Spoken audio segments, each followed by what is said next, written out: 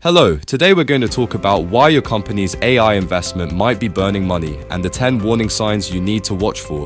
If 70% of your AI usage is just polishing emails and meeting notes, you've got a problem. You're paying $80 per person for what should cost $8. Login metrics don't matter, results do. How many days does your month-end close take now? How fast do claims get resolved? If your impressive pilot has been stuck since Q3, it's not a pilot anymore, it's a sunk cost with a slide deck. Without someone mapping which steps humans should do versus machines, you get scattered usage that walks out the door when people leave. Top performers won't switch unless you show them exactly how AI fits their existing workflow. Generic training doesn't cut it. You automated step 1 but kept steps 2 through 14 the same. The bottleneck was never the step you automated.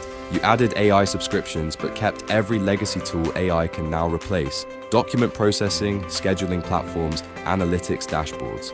If your only evidence is their demo environment, you don't have evidence, you have a pitch. Ask your CFO for one number: cycle time, error rate, turnaround time. If nobody can answer, you have a measurement problem. More tools won't fix a usage problem, they'll add to it. Count your score. 1 to 3 means you need a workflow audit.